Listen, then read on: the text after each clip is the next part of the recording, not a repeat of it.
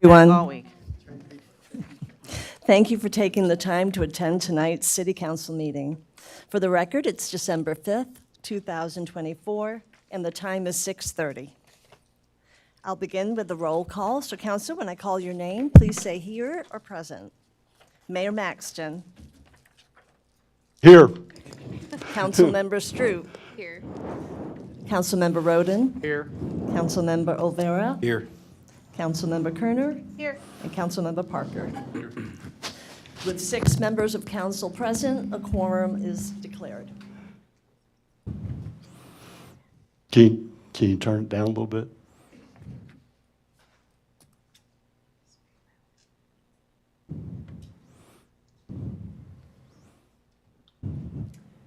What number are you, Mayor? 7.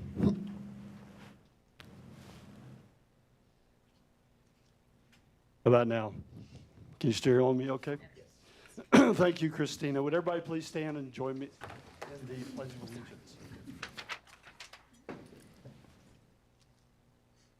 I pledge Allegiance to the flag of the United States of America and to the republic for which it stands, one nation, under God, indivisible, with liberty and justice for all.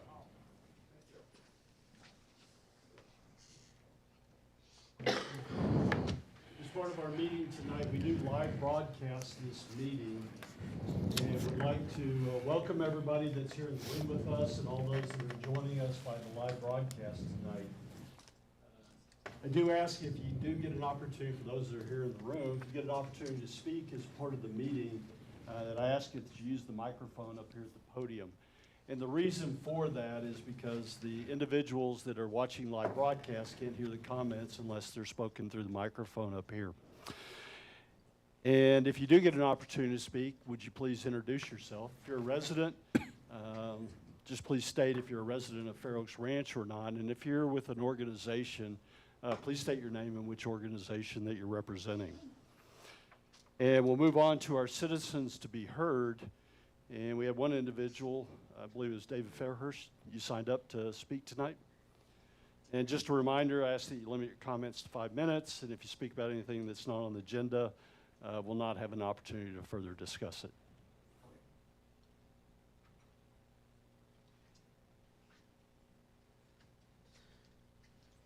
Hi, my name is David Fairhurst, resident since 1996.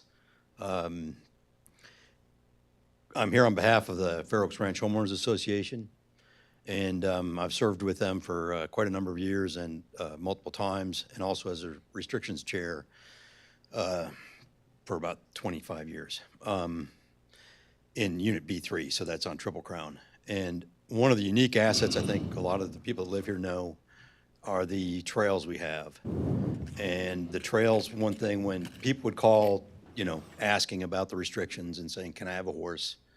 And they see the trails and the real estate agents show them the map. And you could take a horse from Fair Oaks Ranch South, which is where I live, all the way to the north. Well, in widening 3351, TxDOT did take our trail, so for at least for the horses, they won't be able to go from north to south. And so I've been on the a committee to try to reconnect that trail, been meeting with TxDOT, homeowners, when I say homeowner, landowners, talking to them about their properties and, possible right-of-way.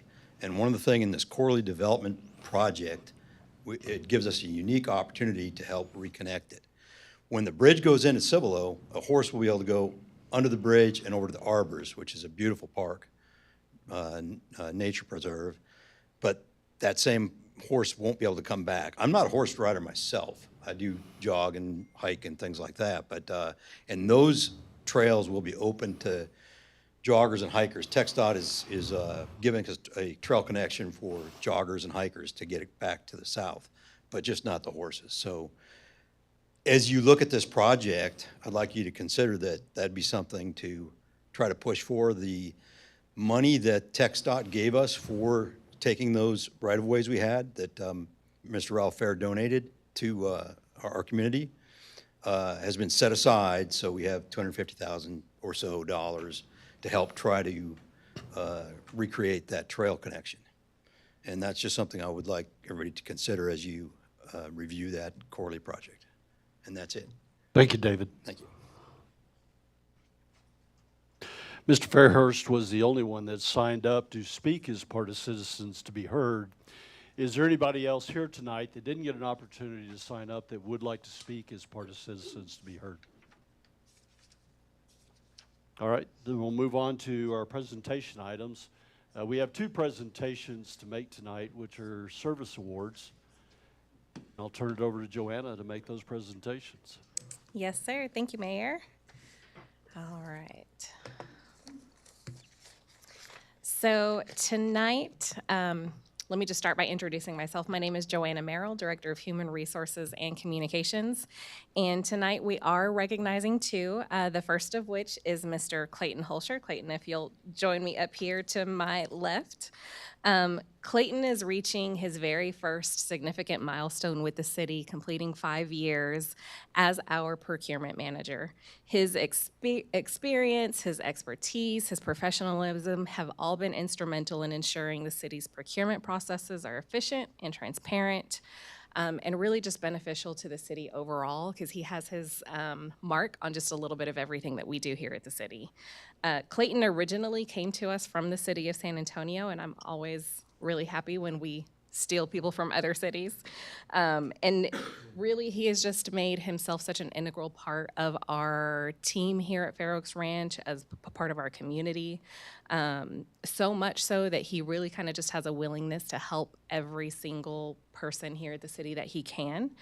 Clayton has been nominated many, many times for Employee of the Quarter. He even won back in 2022. And he continues to get nominations on a regular basis from the group of his peers, and that just shows just how valuable he is to our team. So please join me in congratulating Clayton in hitting his 5 years.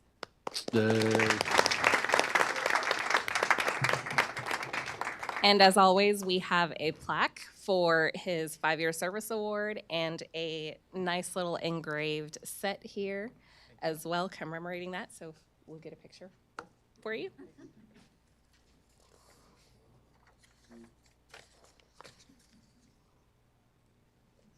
Perfect. Thank you. Congratulations, Clayton. All right. And then our next candidate, but certainly not least, is Miss Christina Pichocchio. Christina, please join me down here. Christina is actually being recognized tonight for 15 years of dedicated service to the city of Fair Oaks Ranch. Christina has held a couple of other roles here at the city as her time with us, but most recently she is serving as our city secretary. And I believe, if I looked at my information right, you've been in the city secretary role for a little over 8 years now. She just has an unwavering dedication to organizational excellence, very committed to detail and making sure that these processes run. Her transparency and commitment to that transparency has been very vital to the success of the city's operations. And just the professionalism that she brings on a daily basis has ensured upkeeping of our records management program, ensures that these meetings flow successfully, and that these communications all run effortlessly. Over the years, Christina has accomplished several things in her career here with the city. Just to name just a few, includes she received her municipal clerk certification a few years back in 2022, and then just a little more recently, her department received the Municipal Clerk's Office Achievement of Excellence Award for the 2023 year, and that is a 2-year designation and recognition.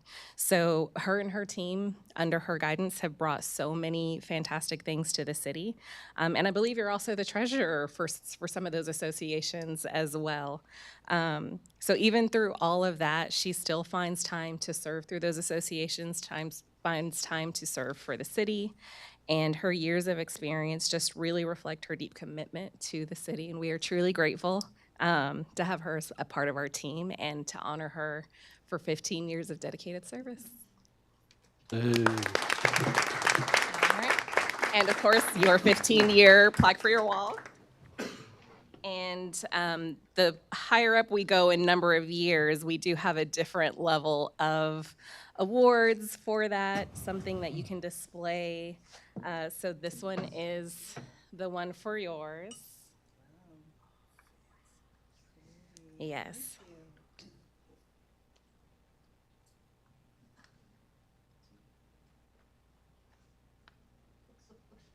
All right. Thank you so much.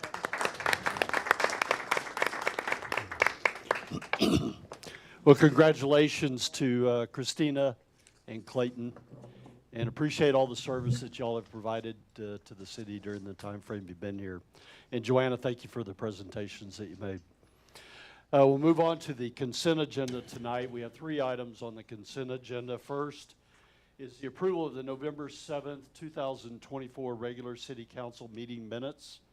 Second, approval of a resolution authorizing the execution of an agreement with Clark Construction of Texas Incorporated for milling and overlay repairs on battle and tents.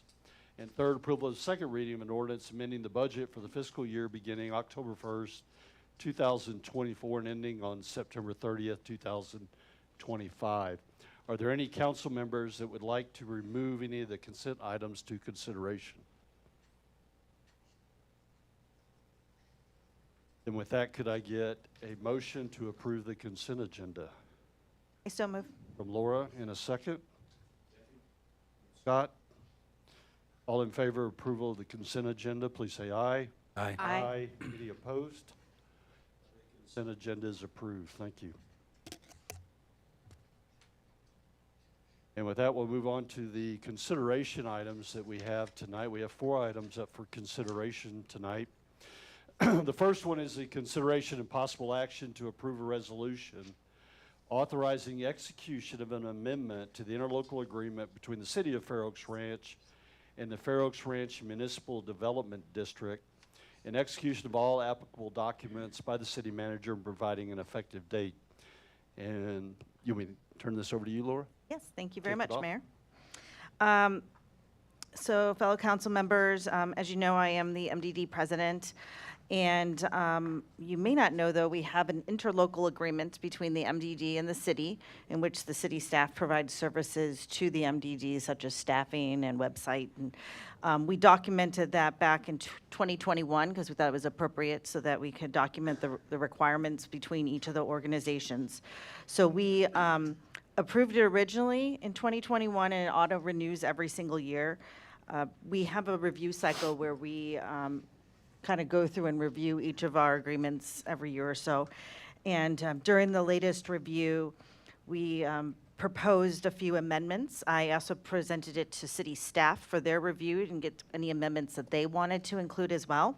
And so what you see before you are a combination of the amendments that the MDD board suggested and city staff.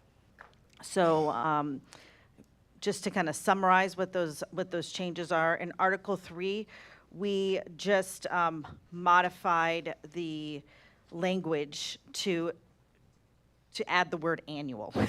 It said that the city and MDD mutually agreed to the cost for each service, and we just put in there, the city and MDD mutually agreed to the annual cost for said services. And then in section 316, we included in coordination with the city secretary staff. So that line was related to the MDD secretary, which is actually Councilmember Roden, and we're just noting in here how the city secretary supports the MDD secretary in coordination of meeting minutes and agenda items. And in that case, it's Amanda on the city secretary staff that supports us. We added a section of services that the city provides to the MDD. It's actually not a new service, it's just something that was not in the original interlocal agreement, which is website services. So we've always had an MDD page on the city's website. We wanted to make sure we documented they do support us in that way, and so whenever we need to make updates, staff would help us with that.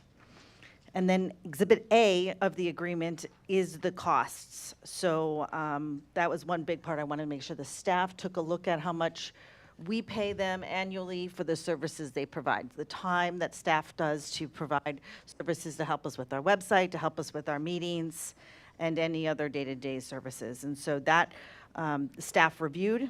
They agreed that it was still appropriate amount, and so the dollar amount has not changed. We just included the current year. So that are the changes, and so I am just bringing it to you for your approval of the amendment to the interlocal agreement. Any questions? Nope. Any questions from anyone here tonight? Okay. I'll do the motion then. Go ahead. I move to approve a resolution authorizing execution of an amendment to the interlocal agreement between the City of Fair Oaks Ranch and the Fair Oaks Ranch Municipal Development District. And a second. Second. Scott? I think that's Ruben, okay.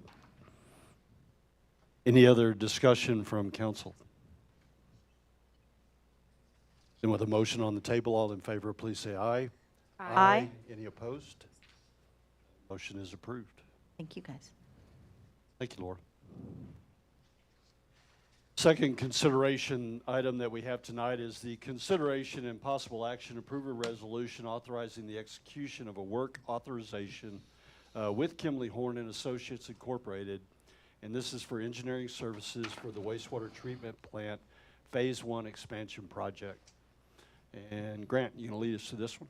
Yes, sir. Good evening, Mayor, Council, ladies and gentlemen.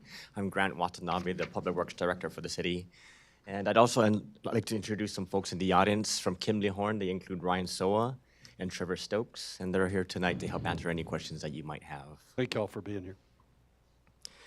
So if you recall, the city executed a work authorization with Kimley Horn and Associates for 30% design services back in September of ’23. That effort has been completed, and I do have a short presentation to provide an update on progress to date. This new work authorization is necessary to advance the project from 30% design to final design, including bid and construction phase services.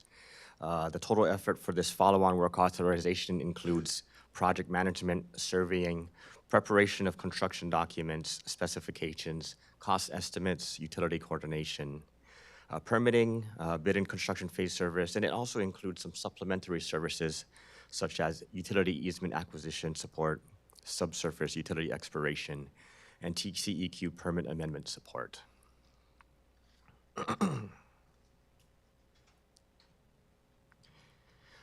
Just to quickly summarize the wastewater treatment plant Phase 1 expansion project. This project focused on the immediate needs of the plant, which included the effluent pump station and off-site conveyance system upgrades, the influent or bottom of the hill lift station upgrades, headworks odor control improvements, and the 30% effort also included a water balance study. And this water balance study examined our golf course irrigation application rates now and then through build-out. Our current TCEQ permit limits our application of effluent to the golf course at 2 acre-feet per acre for 280 acres in total. That's the area of the Blackjack and Live Oak courses combined for which the golf course applies treated effluent to. What the study showed was that the city will exceed the 2 acre-feet per acre as the city grows and more effluent is sent to the golf course. So the study recommended to amend our permit with TCEQ to increase that up to 4 acre-feet per acre. Also, at the 30% design phase, we also have a cost estimate of $4.1 million. That includes a 30% contingency. So the first part of the upgrade is the effluent pump station. In the photo to the right, you can see our dry well or pump bout, which houses our pumps and motors. And then to the right of that photo, you can see that cylindrical underground structure that's called the wet well. So in this current configuration, while we can pump to the Live Oak effluent storage pond, it's not adequate to pump to the Blackjack effluent storage pond. Blackjack is the larger of the ponds that are available on the golf course, and that's the primary pond that we pump to. We do have a workaround in place in which from the effluent pump station, we pump to the irrigation pump station, And then from the irrigation pump station, we pump to Blackjack. So we're essentially pumping the same effluent twice. What we're planning to do with the effluent pump station is to upgrade from the existing 15 horsepower pumps to 30 horsepower VFD submersible pumps. We're also planning to modify the pump vault in the wet well to accommodate some new discharge piping. We want to replace the existing canopy, and we want to install some new electrical and SCADA control panels. Now, once the treated effluent leaves the effluent pump station, it goes off-site to several of our effluent storage ponds. Through hydraulic analysis, what we've learned is that let me describe this map to you on the slide first. So you can see our existing wastewater treatment plant kind of in a gray shaded area there. And then toward the bottom, to the south end of that area is our effluent pump station. We have the ability to pump to the Live Oak effluent storage pond here. And we also have the ability to pump to the Blackjack effluent storage ponds here and here. So the Live Oak storage pond is one of the smaller ones. What we've discovered through modeling is that the existing pipe, which is the 8-inch main, is adequate, so that doesn't have to be upgraded.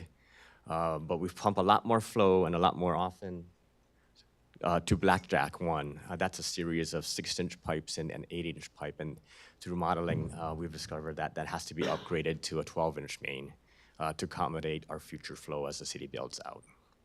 It's a total of 10,400 linear feet from the effluent pump station all the way to the Blackjack 1 effluent storage pond.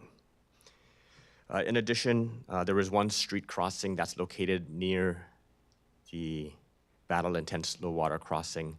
We'll have to do a street closure in order to accommodate trenching across the road to install the new main. And then lastly, we will need to obtain some utility and temporary construction easements specifically in the area of the golf course. Moving on to the bottom of the hill lift station. In this photo, you can kind of see the outside and the inside of the existing wet well. This location is subject to frequent ragging or clogging, and we looked at several options to try and address this problem. The first was the consideration for an auger screening system in which some of the debris would be caught in the influent before it enters into and clogs at some of the pumps. The second option we looked at was a wastewater grinder system. This system could be installed in a wet well or could be installed at a manhole upstream of the wet well, in which it would basically grind up the large pieces of debris into smaller pieces so that it could pass through the pumps and get screened out later in the system. But the solution that we finally arrived on and decided to move forward with was to install some larger solidus handling pumps. This is a cheaper solution, and it kind of kills two birds with one stone. It addresses the need to upgrade the pumps as well as the issue with the ragging. What it does is it allows larger pieces of debris to pass through to eventually get removed at the bar screen, which is downstream from the lift station. In addition to replacing the two existing 10 horsepower pumps with two 15 horsepower VFD solids handling pumps, we also want to replace the discharge piping, reline the wet well, replace the existing canopy, and then install some new pump controls with VFDs. The last major component of our phase 1 expansion is the headworks odor control improvements. In the photo you see in the center, this is our existing bar screen at the headworks. I can see a lot of corrosion on the metal and the concrete surfaces. And in the photo to the right, you can see a sample photo of what the carbon adsorption system could look like.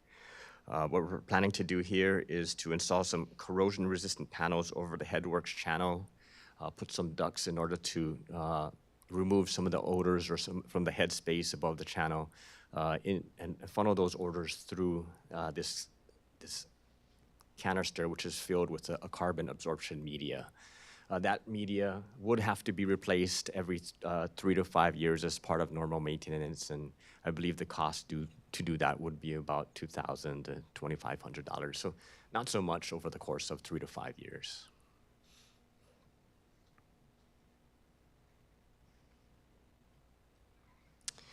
Moving on to next steps. So at this point, we've completed the 30% design phase. Tonight, we're going to consider approval of the work authorization to advance the project to final design, including bid and construction phase services. The cost for this is $604,906, which is in budget. For reference, a copy of the consultant's proposal is included in the agenda packet as Exhibit A, and a copy of the draft work authorization is also included as Exhibit B. Should the work authorization be approved, we expect to complete final design by September of 2025, and that would allow us to advertise the project in the fall of 25 and hopefully start construction in early 2026. That concludes my presentation, unless you have any questions. It was a great presentation. Thanks, Grant. Yes, sir. Nathan? Any questions from anyone here tonight for Grant? You did so good. You answered all the questions up front. Good job, Grant. Then could I get a motion to approve the resolution authorizing the execution of a work authorization with Kimley Horn and Associates Incorporated for engineering services for the wastewater treatment plant Phase 1 expansion project. The expenditure of the required funds up to $604,906 and execution of all applicable documents by the city manager. So moved. From Keith, and a second. From Emily. And any further discussion from council? Nope. Motion on the table. All in favor, please say aye. Aye. Any opposed?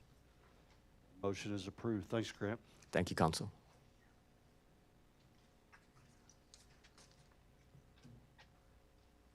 And we'll move on to our third consideration item tonight, which is the consideration and the possible action of a master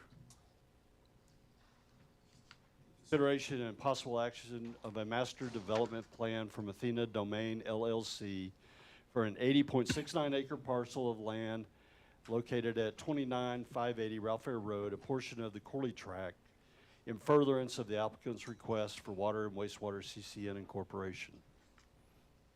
Turn it over to you, Lee. Yes, sir. All right, thank you, council. Good evening. My name's Lee Muniz. I'm the manager in engineering services here at the city. I'm here to present the staff presentation of the Corley Tract Master Development Plan. So the Corley Tract is situated on the east side of town near Fisher's Gas Station and spans 160 acres. For this master development plan, however, the focus is specifically on the 80.69 acre parcel.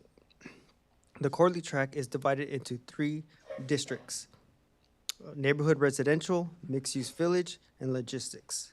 This MDP is a key step in the overall process for CCN Incorporation, as the tract lies inside the City of Fair Oaks Ranch city limits, but is not currently within the water and sewer service areas.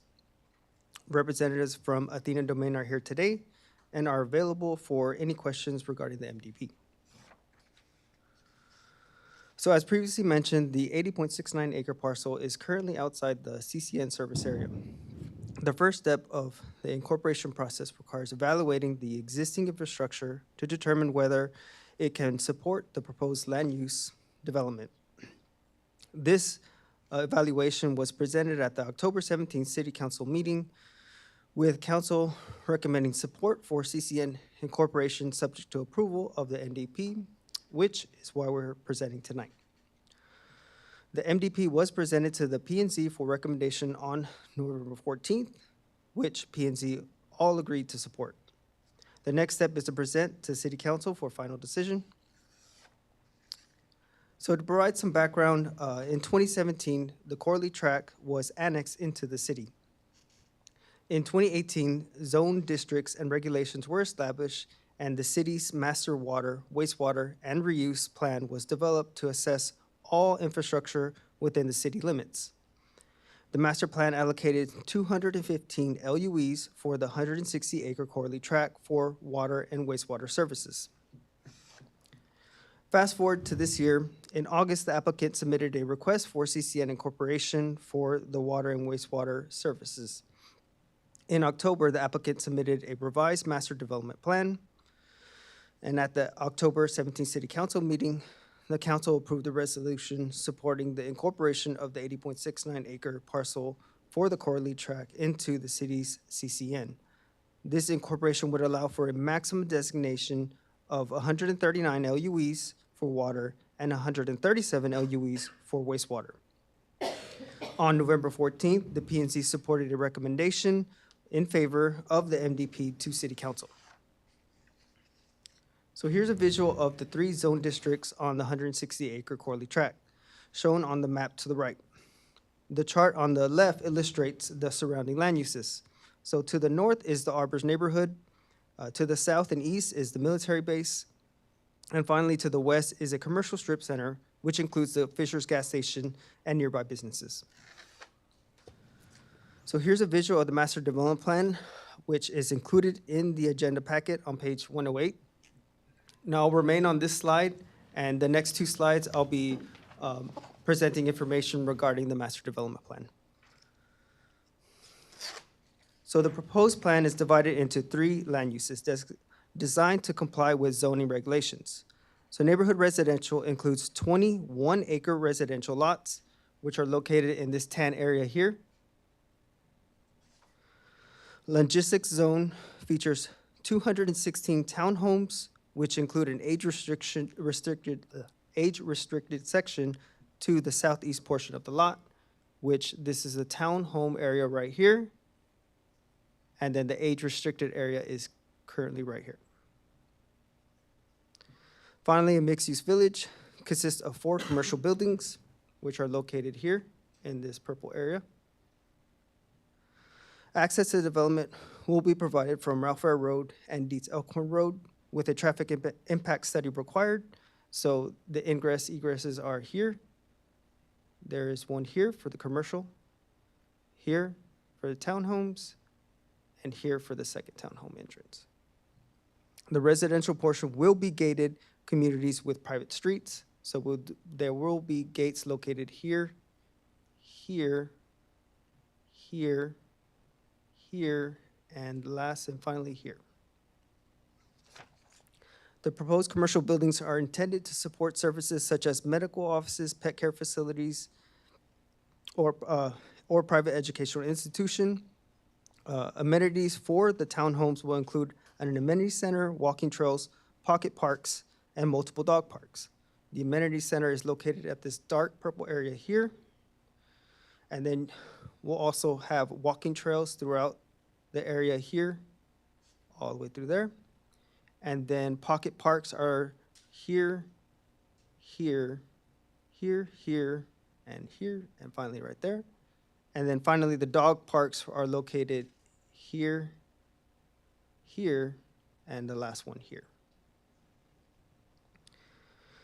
A FEMA-designated floodplain represented by the cyan line between neighborhood residential and logistics is presented on, excuse me, on the property. So it is kind of faint, but the floodplain limits are here, right in between these 2. To finalize the floodplain boundaries, a CLOMAR-LOMAR study will be conducted. During the platting phase, which is required to subdivide the 80.69 acre parcel, both the floodplain management and tree preservation plan will be addressed. So these are the 2 slides of the information I just currently presented, so I'll go through these.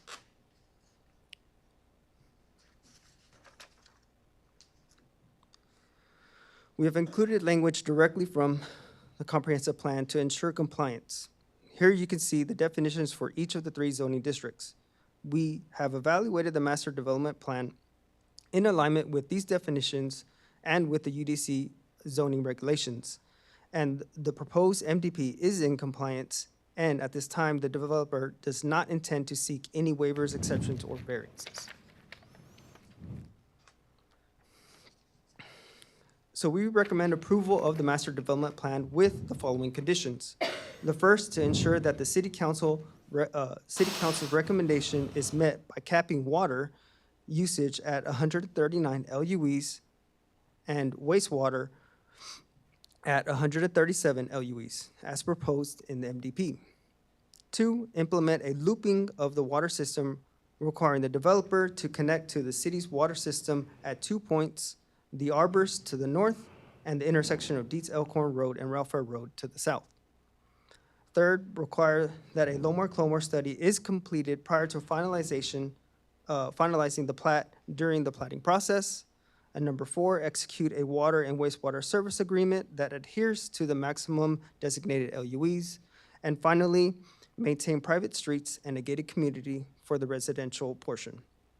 With these conditions in place, we believe the MDP aligns with the city's requirements and standards. So I'm going to outline the remaining steps. A water and wastewater service agreement will be drafted and executed. An application for CCN incorporation will be submitted to the Public Utility Commission, or PUC. And finally, the developer will initiate the platting process for the 80.69 acre parcel. And that concludes my presentation, and open up for questions.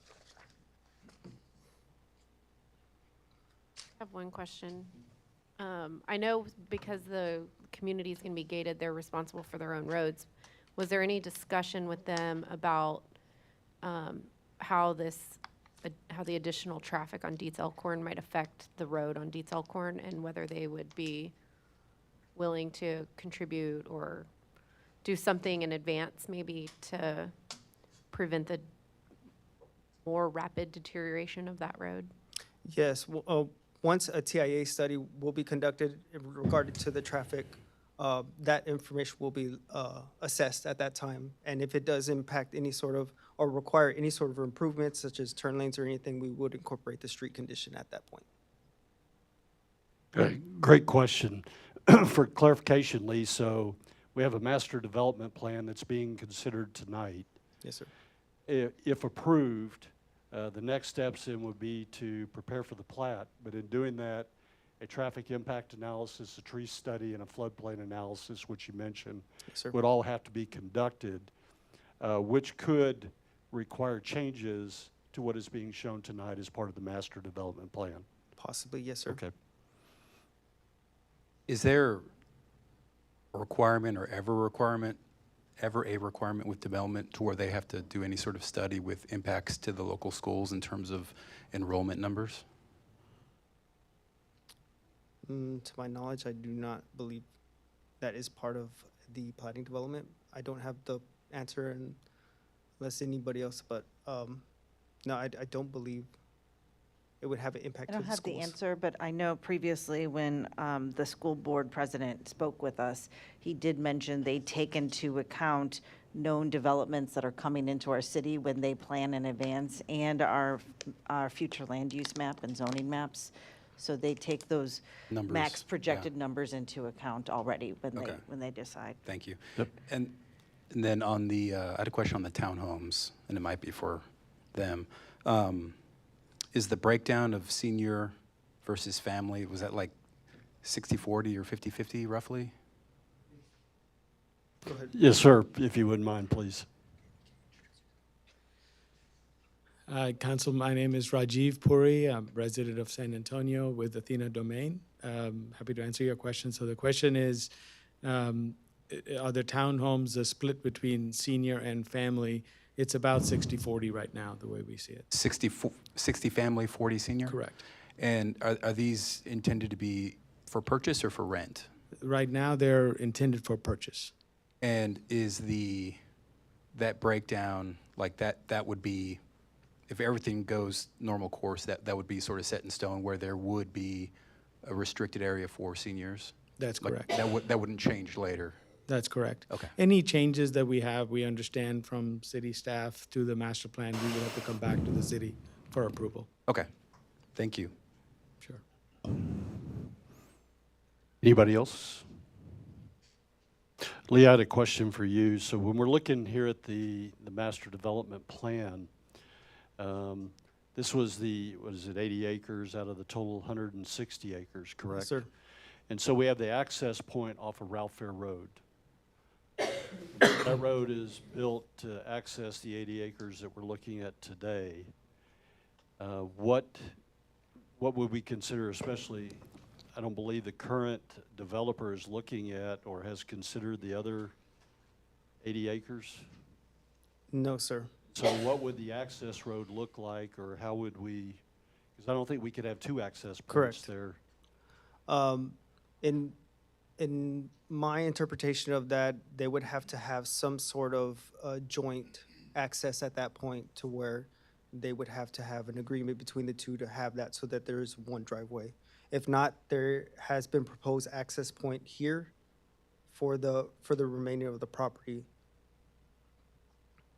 If not, they could look into, once they come into the plating process, they could incorporate this whole as one big lot, but that would have to get approval through here to have one centralized entrance for both. So I guess bottom line, whoever comes in to develop, I mean, if current developer, Athena Domain comes in and they're developing it, they could use the same road, but then we'd have to enter some type of agreement if it was a different developer to use that road? Yes, sir. Okay. Yes, sir? Oh, yes, please. So we have had discussions with the Corley property owners for the other piece. The reason they wanted to retain that access was because that is their access for the remaining land to public street. But we, as Lee mentioned, we have left a stub out from our main drive coming in into that area.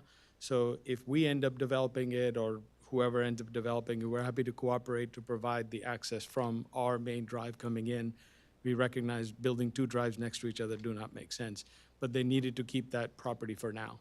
Okay.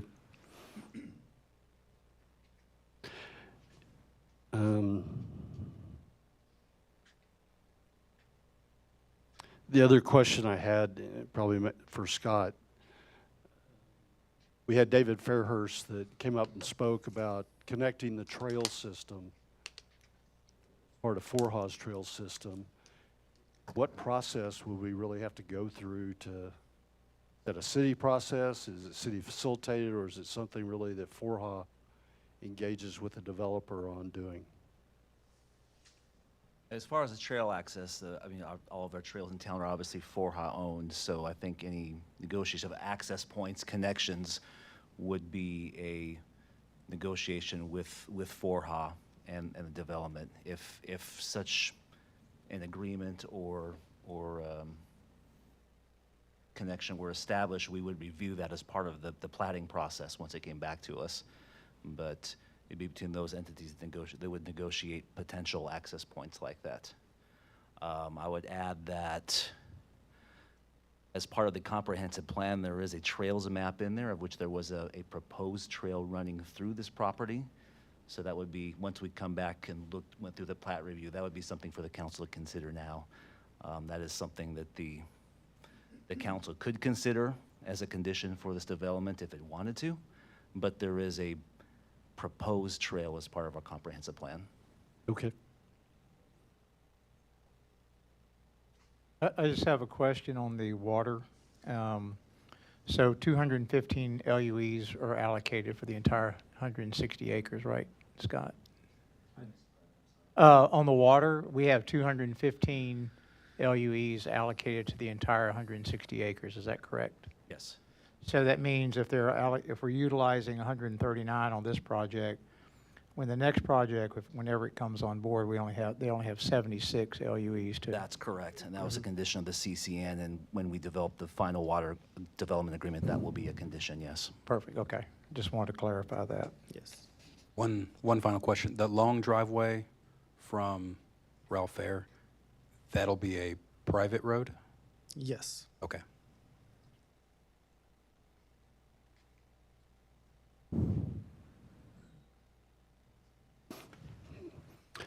Any other questions from council?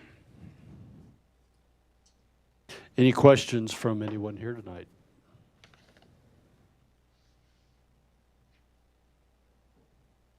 David, did we provide you enough information? I think so,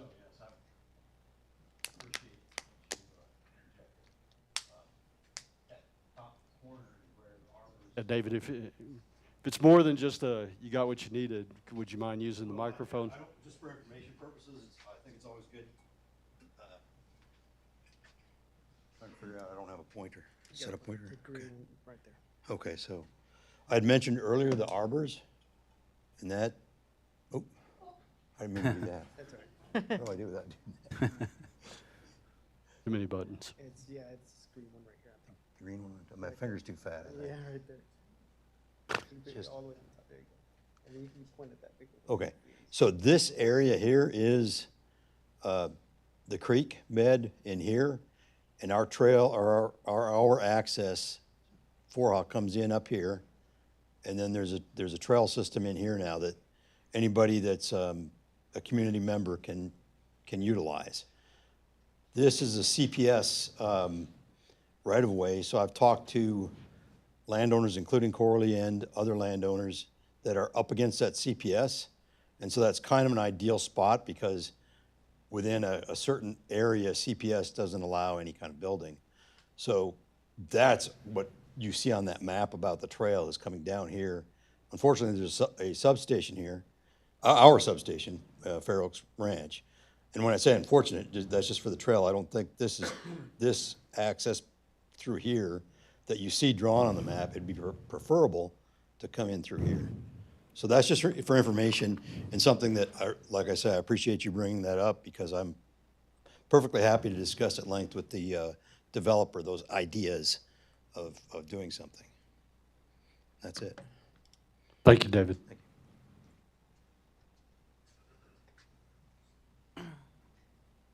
No further questions from anybody here tonight or council? Everybody good? Then could I get a motion to approve the master development plan for an 80.69 acre parcel of land located at 29580 Ralph Fair Road, which is a portion of the Corley Track in furtherance of the applicant's request for Water and Wastewater CCN Incorporation, with the following 5 conditions listed that were provided by staff. And could I get a motion? From Emily, and a second? Second. Scott? Any other further discussion from council on this topic? And with the motion on the table, all in favor, please say aye. Aye. Any opposed? Motion is approved. Thank you, Lee.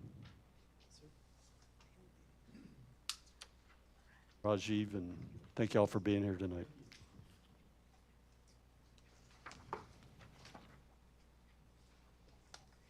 And then we'll move on to our last consideration item that we have on the agenda tonight, which is the consideration and the possible action approving a resolution ordering a special election for the unexpired term of Council Place 6 to be held, for the election to be held on February 25th, 2025, and to be contracted with Kendall County Elections, and to authorize the city manager to execute said agreement. And Christine, are you going to? Yes, thank you, Mayor. As the title of the agenda item states, Councilmember Kerner submitted her resignation. I did not. And, Munch out. sorry, Let me correct the record. Did you have an State announcement? that I did not holy submit my cow. resignation. Well, great. And it was, Councilmember Menchow, let me fix that, Okay. submitted her resignation, which was She accepted was by just the checking if I was mayor paying attention. on November 6th. Because her, the remaining amount of her term exceeds 365 days, actually, she has 542 days, if I calculated that correctly, we have to have an election to fill her place. And because of that, we have to have the election before 120 days passes from when the resignation was accepted. One thing we were considering when determining the date, we know that March 6th would be the 120th day, so obviously we didn't want to wait that long. We wanted to make sure that we had adequate time for a candidate period, and looking to minimize as many disruptions as possible for any of our council, court, and other board meetings. Hold on. In discussing this with the Kendall County elections and the mayor, we were proposing a February 25th election. This will provide a candidate period starting, if approved today, it'll start tomorrow and go until December 26th. Early voting period will be February 10th through the 21st. Election day would be February 25th. We can canvass the election if you're all willing. With 2 council members present, we can schedule a special meeting the night of the regular council meeting, do the canvass at that time, and then come back on that same evening for the regular meeting, and the elected official can assume office that night. I provided a sample of what the more important days I consider in February, just to give you a visualization of what the voting would look like and what kinds of things it would impact. As proposed, early voting would start on Monday, the 10th, and go that first week until Saturday. Sunday would not be voting, and a holiday would be on 17th. We'd pick up again on the 18th, and the early voting would end on the 21st. There'd be slightly different hours and dates held at the main branch in Kendall County. And those dates and times are on the exhibit that's attached to this consideration item. And election day will be the 25th. One thing I did want to mention, as you can see, despite, it didn't matter how we selected the election day, it impacted meetings. The benefit of this particular election is that it provides a holiday which gives a little bit of savings for the city.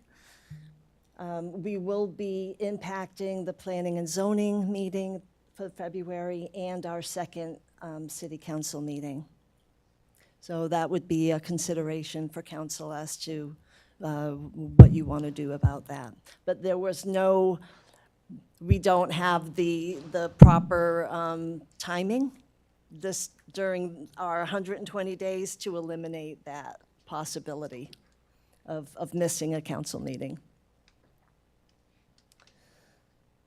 And I have a suggested motion for you on the screen. And I'm happy to answer any questions you have.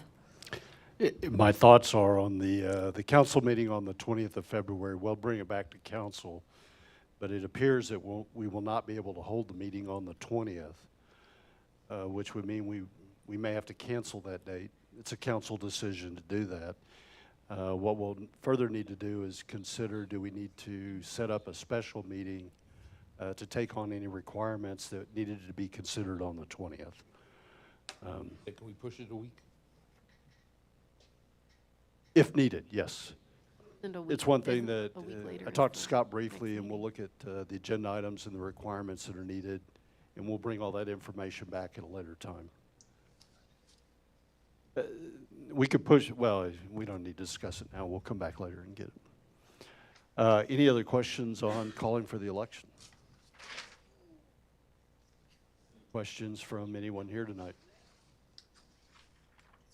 Then could I get a motion to approve a resolution ordering a special election for the unexpired term of Council Place 6 to be held on February 25th, 2025, to be contracted with Kendall County Elections, and to authorize the city manager to execute said agreement? From Keith? Second. And from Ruben. Any other discussion from council?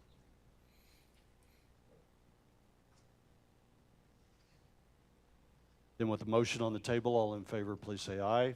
Aye. Any opposed? Motion is approved. Thank you. Christina.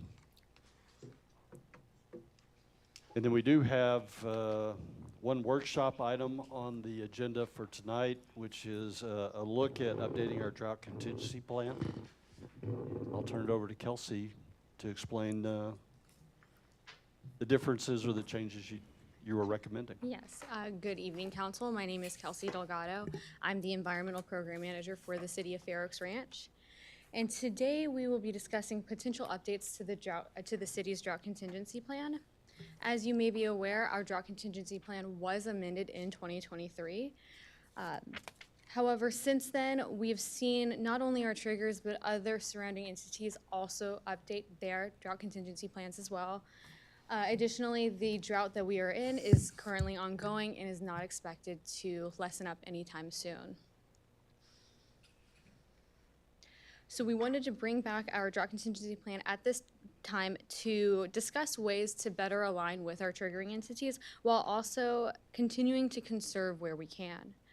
Through this workshop, staff is seeking guidance from council on whether they would like to see amendments to our current plan.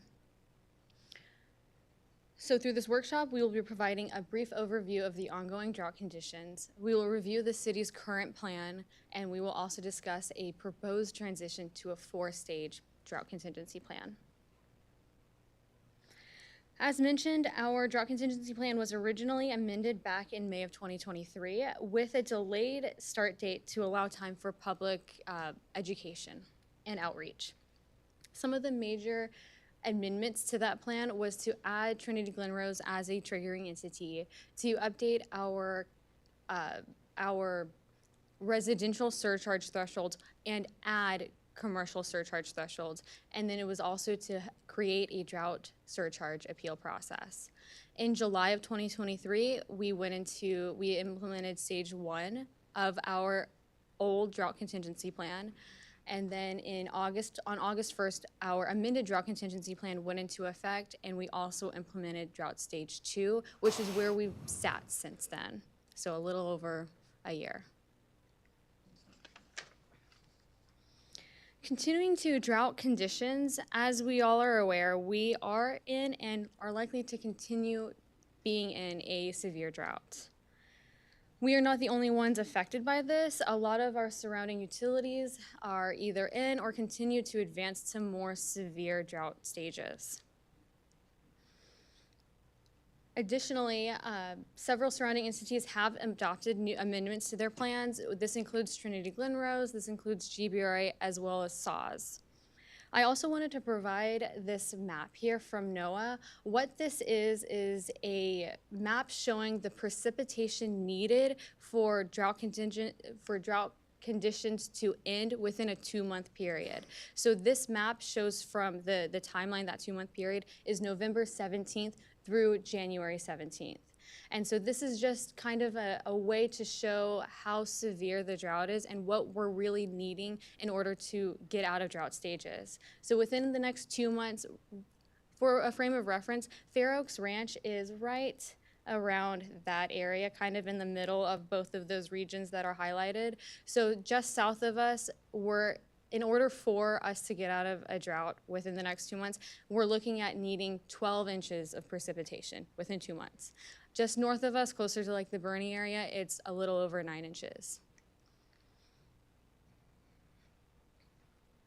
On a national level, this is also from NOAA. This shows seasonal drought outlook for a period as well. This is from October through the end of January.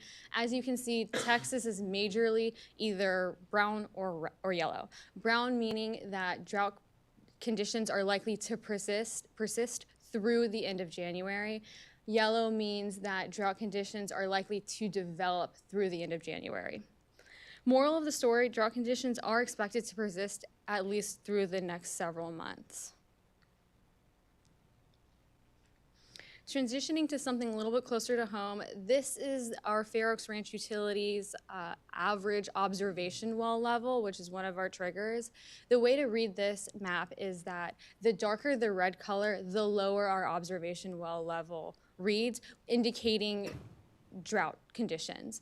The greener the boxes are, that's the higher that the observation well level averaged for that month. As many of you may be aware, between the years of 2011 and 2014, there was a very historic drought that happened within our region. Many times, especially on news outlets, will refer back to that period as a significant drought for the decade or for the century. As you see, our observation well level was impacted through that drought, especially during the July to October timeframe, where our observation well level averaged in the 1,030 area. But if we look closer to the 2020, where we are now, 2022, 2023, 2024, our observation well level reached levels lower around in the 1020s and also persisted for a lot longer than we experienced back in the 2011 timeframe.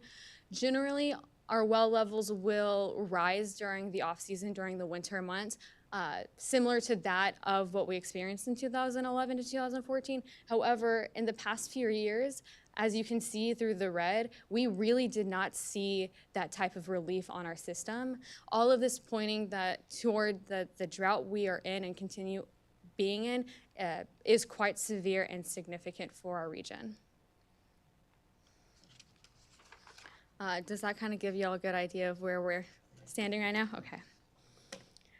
So moving on to our current drought contingency plan. As a reminder, we have two triggering entities that will help us or will provide us insight on when we should initiate a drought stage. They are also where we get our water. There are our water providers. GBRA accounts for about 60% in an average year of where we get our water, and Trinity Glen Rose is about 40%. Trinity has a three-stage plan for their private well users. GBRA, which we'll look at a little bit closer here, for their wholesale customers is a 6-stage plan. As you see on the slide, stages 1 through 3, there's a voluntary reduction requested from their wholesale customers. Starting at stage 4, this is a mandatory reduction of 15%. Stage 5 is even more, a mandatory reduction of 30%, meaning our allotted water for that month would need to be reduced by 15% to meet that curtailment. Currently, drought stage 3 is our most severe and significant stage. And so what we're looking at doing is we're trying to better align with GBRA to meet those reduction goals. So staff is proposing to transition to a 4-stage system where an additional stage would be incorporated between our current stage 2 and 3. All of this would be to help bridge the gap between severe and critical. So what would that look like? So this slide goes over our current triggers. For all 3 stages, there are 3 major triggers that are consistent throughout each stage. The first one is based off of our observation well average. For stage 1, it's 1,045. That must be maintained equal or less for 15 consecutive days.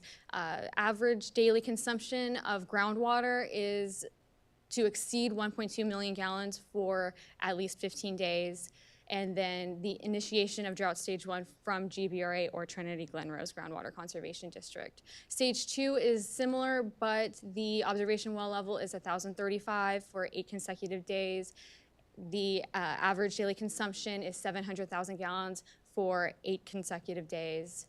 And the initiation of stage 2 by our triggering entities. Stage 3 is one of 3 triggers, and again, it's 1,020 feet for our observation well. And if we fail to meet a production of 1.2 million gallons for at least 7 consecutive days. And then, of course, GBRA or Trinity Glen Rose initiating drought stage 3. What we are proposing with this new 4-stage system is stage 1 would remain unchanged. Stage 2, the daily consumption of groundwater would raise to 900,000 gallons. This is just to make sure that each stage it stays consistent and aligns with one another. And so for that stage 3, would be a new stage where the observation well level would average less than or equal to 1,025 feet for 8 consecutive days. Just as a frame of thought, it goes from 1,045, 1,035, 1,025, and then 1,020.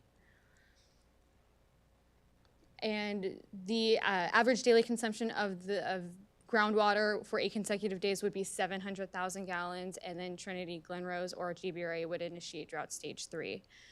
For drought stage 4, it would also remain the same as current drought stage 3, with the exception that if GBRA or Trinity Glen Rose implemented stage 4, they would implement stage 4 as well, or we would implement stage 4 as well. Do we have any questions so far?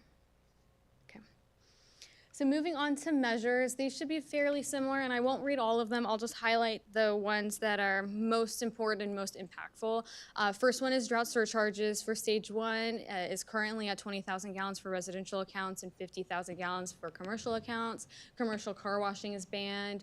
No new watering permits for landscape irrigation. Stage 2 surcharges are 15,000 gallons for residential and 40,000 for commercial. No ornamental water fountain usage, and no sale of bulk water, etc.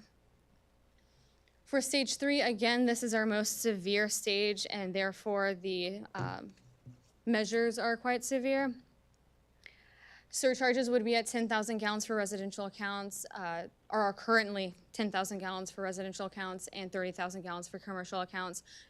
All non-essential water usage is prohibited, which includes the use of landscape irrigation. A moratorium is imposed for the issuance of irrigation and swimming pool permits, and then no application for new, additional, expanded, or increased in size water service connections, meters, etc. So what we're proposing is stage 1, again, no changes to the current measures. Stage 2, there would also be no major changes to the drought measures currently listed. However, there would be a stipulation where it would be no sale of bulk water unless the work is being completed for the city. Stage 3 would be a new stage. The surcharges do stay the same, however. So surcharges would be 10,000 gallons for residential accounts and 30,000 gallons for commercial accounts. Landscape irrigation through an irrigation system would be limited to once every other week. Power washing of sidewalks, driveways, basically impervious surfaces would be prohibited at this stage. And then drip irrigation would be allowed only every Monday, Wednesday, and Friday. Stage 4 would again be the current measures as stage 3. However, it would include a stipulation that that drip irrigation would be allowed only once a week. Regarding drip irrigation, should council want drip to follow the same watering day schedule as traditional irrigation, that is something that we can definitely do, and it could also help avoid confusion on what days are what. So that's definitely something that is up for discussion with council.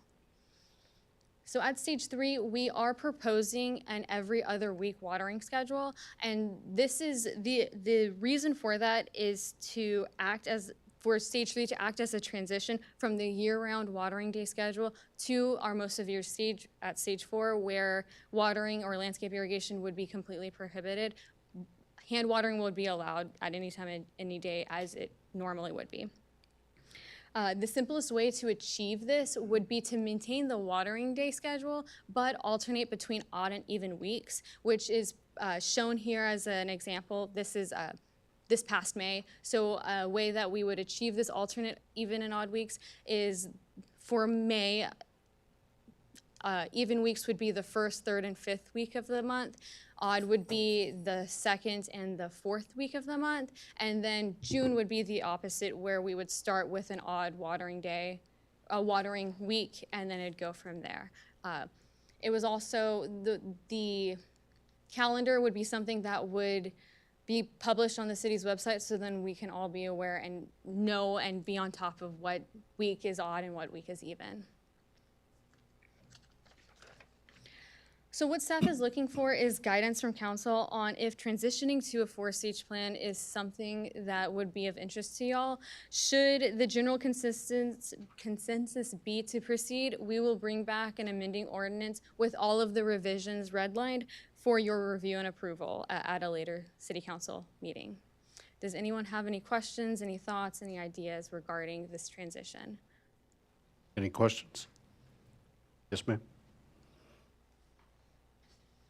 So if we were to go to this new 4-stage, would that put us in the new stage 3 right now? That would be something that we would look at and determine at the time that we implement. Technically, right now, GBRA is at stage 3 and we are at stage 2. So we would likely go into stage 3, but that is something that's not, it would be a decision made with staff.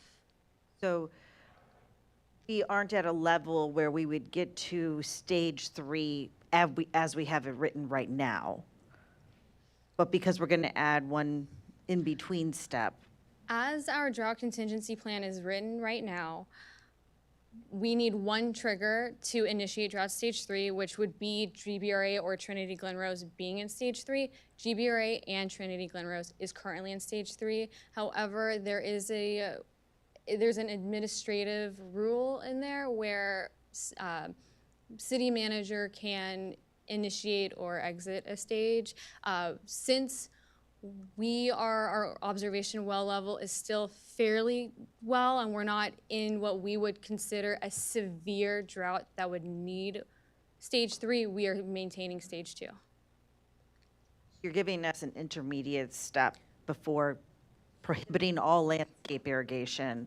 Correct. And allowing some, but just every other week, essentially. Correct, that is the intention. Got it. To better align with GBRA as they 'Cause- may or may not continue progressing into more severe stages that we simply don't have. We only have a 3-stage system. No, that makes sense, because I do thinking if we went to stage 3 as it's currently written, that would be a significant impact to a lot of residents. Yes, This is it going to would be. give us a new intermediate stage Correct. to allow us to still cut back, but not Right. fully. Correct. Thank you. Yes, sir. Great presentation. I know that I personally find a lot of this confusing when you're looking at not only our community, but the communities around. So I think that bringing this on board, but also easing into it, is probably something that we really want to look at doing it just to keep the consistency going. Correct. With everybody else around us, since we are looking at dealing with our major water suppliers. Right. That'll keep things a lot clearer, I think, for the community. Anybody else? Yes, sir. What's the impact to in our city to the homeowners right now? What would the impact be if we were into this new graduated stage? Are you saying stage 3 wouldn't change at this point? Am I understanding that correct? Or it would change? So our current drought stage 3 would go to stage 4. I And so see. this would be a transition between stage 2 and stage 3, is the new stage 3. And so say we do implement stage 3, first we would have to meet the triggers, which is 2 of 3 now. And so that would be, right there. Go back one. Which that would be that our observation well level is equal or below 1,025 for 8 consecutive days, which it currently is not. I believe right now we're like around 1,028, something like that. So we still have a ways to go. Keeping in mind, it does seem close. However, the way that the aquifer works and the lower you go, the longer it takes for the level to go lower. So it very well may sit at 1,028 for quite a while before it starts rising. Not only that, but it would be 2 of 3. So then, since GBRA is still in stage 3, we would have to wait for one of those other triggers, which I don't believe we're not close to it yet. Kelsey, you made the comment earlier, so if we did go to the 4-stage process, I believe based on what you've laid out, we'd still be in stage 2. We should still be in stage 2 at this time. Of course, who knows what happens in the future? Right. So, but you're saying, so right now on this page 149, stage 2, if we made these changes, would just take care of not selling bulk water for the moment? That's the only change to stage 2? There would be no changes to stage 2 except that it's a clarification, so it would be no sale of bulk water with the exception of work being completed for the city. All the other measures would remain the same, so there would be no impact to our current measures as we have them now. So then we're just, when we get to stage 4, we're just instituting more restrictive measures, and that's really what we're asking here, is essentially that, correct? No. No? So stage 4 would be the same restrictive measures as stage 3, but as our current stage 3. Okay. Our proposed stage 3, I know it gets confusing. Our proposed stage 3 would be a middle ground between what is currently stage 2 and stage 3. Okay. Which would be the alternate watering day. Currently, right now, in stage 2, it is watering once a week. Stage 3 is watering not at all. This new stage 3 would be watering every other week as a transition. Yeah, it was hard to see if it's not side by side, that's all, so, okay. If we move forward with an amending ordinance, all of this will be redlined, all of the details, everything, so then that may be a little bit easier to visualize as well. When would this go into effect? Or when are you aiming for it to go into effect if it's approved? So we would have to do 2 amending ordinances, or 2 readings of the amending ordinance. Right now, we are looking at doing that in January. And so by the time it would be closer to, I would assume, the February, March area. Again, like we did in 2023, we delayed the starting date for that to allow for educational outreach, and that's something that we also have the capabilities of doing for this amendment as well. Since we just approved a master development plan concept for a new neighborhood, what happens to those guys if we're in stage 3 or 4 and they need to put new yards in? So the landscape irrigation permits, there is a stipulation in there that for new homes, they are still able to get a permit. That's because most of the time, banks will not close on a home unless there is sodded area, which would in turn need irrigation. That permit's only good for 30 days. 30 days of green grass and it's dead. Okay. Hey, you can hand Take water root. at any time and any day. Okay, thank you. Any other questions? Any questions from anyone here tonight? Okay, what I think Kelsey's asking for, number one, is this something we want to move forward with? Yes. Okay. And then she's provided some stipulations, change to stage 1, that would, in the new 4 stage, would provide some change to stage 2, would provide a new stage 3, and then some changes to stage 4. Is there any of the requirements, stipulations, measures that she's laid out? Do y'all have any concern with any of those that we could provide our guidance to go back and look at before they bring it forth as an ordinance? The thresholds between the stages, like the 1025 for stage 3, are those taken from GBREA? The 1025, that is based off of our observation Okay. well level and our historical averages of that. But like, how's that? Is that just historically, and you figure out what should be at what stage? It is. Yeah. Okay. And you're talking about when the surcharges, and actually, The number that Oh, that we no, the picked. observation well level. okay. Yeah, the trigger. Oh, for the 1,045 above sea level, 35, Yes. 25, and 20, okay.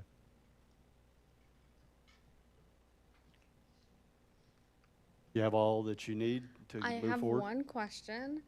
Regarding drip irrigation, are we good with, or what is council's opinion on that, on how it is written on the slide? I like Good. the It's fine. Monday, same Wednesday, Friday? day, yeah. Oh, yeah. I thought you were asking about the stage 4. So stage 3, we could do drip irrigation 3 times a week, stage 3. Correct. Stage 4, it's once a week. Correct. Or we can transition it to mirror traditional landscape irrigation, which would be every other week for stage 3 and none at stage 4. No, let's keep it, I like I what like you the way it's recommend. said. Okay. But what we have in our city, primarily people use drip irrigation. It's not as a major water Correct. user, where some other cities probably have. Correct. So drip irrigation traditionally, at least what we see here in our city, is drip irrigation's usually around the foundation of a home or in ornamental flower beds. So it's not a huge impact like it has been in other cities. Some larger cities, builders will put drip irrigation through the entire yard to try and get away with irrigating more. And so other larger cities have been cracking down on drip irrigation rules and restrictions. And so we're trying to, though it's not a big issue, it is something that we can definitely conserve a little bit with by implementing it 3 times a week at stage 3 and once at stage 4. Very good? Good. Got all your questions? Yes, that is all my All right. questions. Thanks, Kelsey. Good explanation. Thank you. Tough subject to explain, but you did a great job.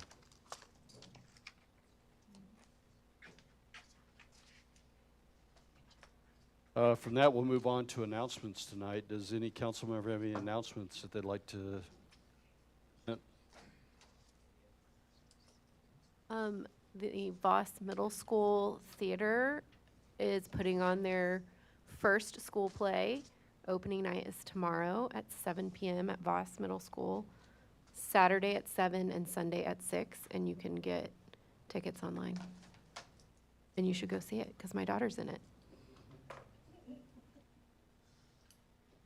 Anybody else? I have a couple of announcements.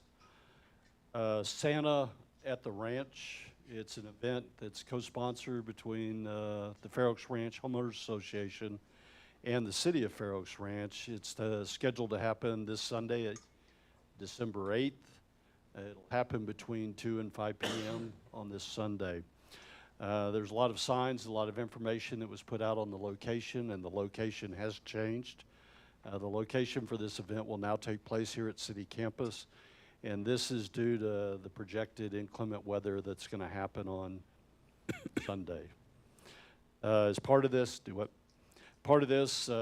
see Santa and Mrs. Claus at the event. There'll be games, music, and we'll have food trucks and treats to be a part of it. Remember, Santa at the Ranch, December 8th, this Sunday, 2 to 5 p.m., and it'll be here at the City Campus. We do have scheduled the State of the City for this year.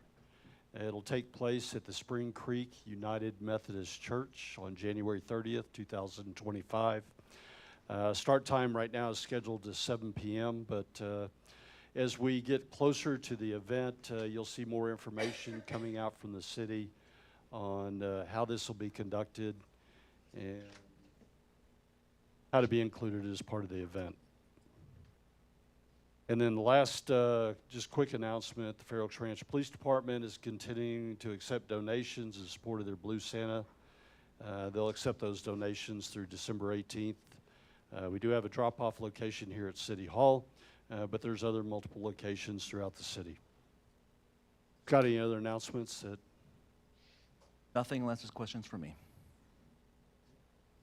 Does any council member have any items that they'd like included on a future council agenda?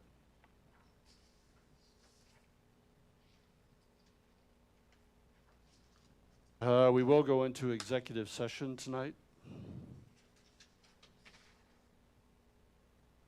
Pursuant to Section 551.101 of the Open Meeting Act, Texas Government Code, a quorum of the governing body hereby convenes closed session, and we'll do this under Section 551.071, primarily consultation with attorney related to discussions related to possible terms and conditions necessary to resolve disputes that have been the subject of ongoing litigation with the development commonly known as Birdie Ranch Estates, LLC, also known as Fair Oaks Meadows.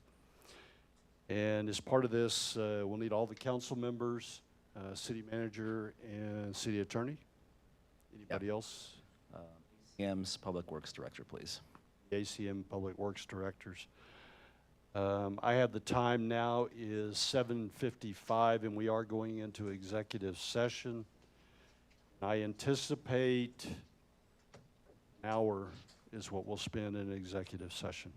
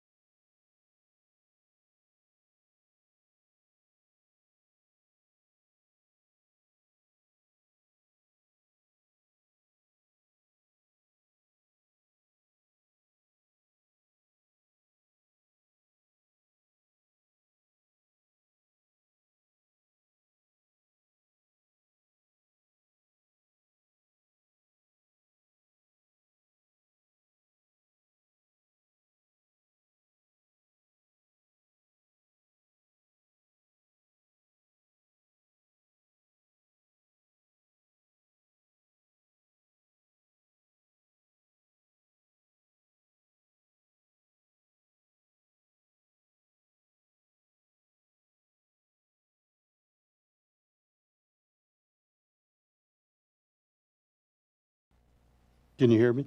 Go ahead. All right. Christine, I have the time now is 9:02, and we're out of executive session, back in open session. During the time frame that we were in executive session, there were no items that required consideration or any decision back in open session. Is there anything else that we need as part of the meeting? No, sir. Got anything from No, you? sir. All right. Then I have the time now is still 9:02, and we are adjourned.